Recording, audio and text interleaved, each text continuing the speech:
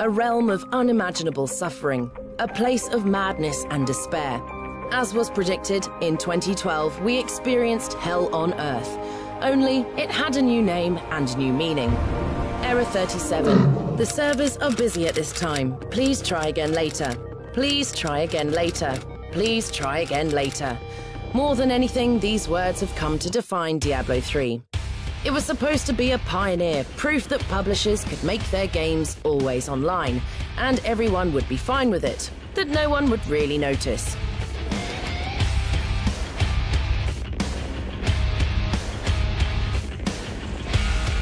Well, Diablo 3 turned out to be the fastest seller on PC ever, so people noticed. People noticed it every time they couldn't play the game they just bought because the servers said no. They noticed it every time their game lagged or disconnected because of internet troubles at home. They noticed and they responded with a torrent of rage and hatred directed towards the game's publisher, Blizzard.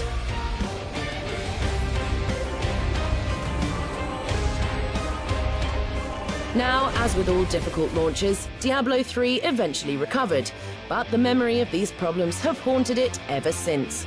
It was claimed at the time that the absence of an offline mode, even for the single player, made the experience better. If you ever doubted that, and you want to see what an offline version of Diablo 3 looks like, you're in luck, because Diablo 3 is now on consoles.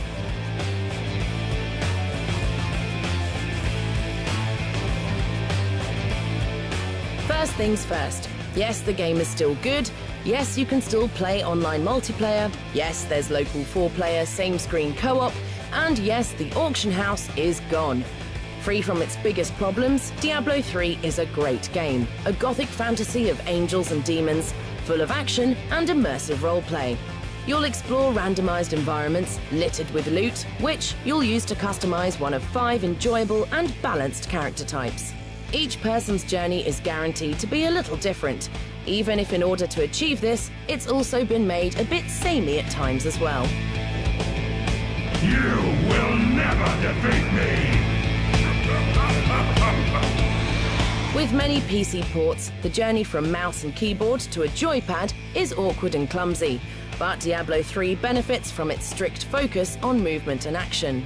To make combat more fluid, Blizzard have added a new feature, evasion. Performed with a flick of the right stick, this keeps your character out of harm's way, while you use the face and shoulder buttons to cast and attack. A loose auto-aim keeps you focused on whatever demon you're facing, and while it's never as smooth as classic dual-stick shooters, you eventually get into it. There are fewer monsters on screen at once, and a fast equip bar will inform you what items you've just picked up and their most important attributes, so you can decide to switch to it on the fly.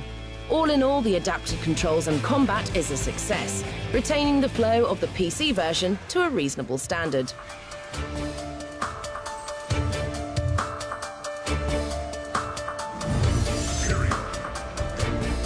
Diablo 3 on consoles will be a dream come true for some, an offline version of the game that consistently works, cuts out the auction house, and enables 4-player couch co-op.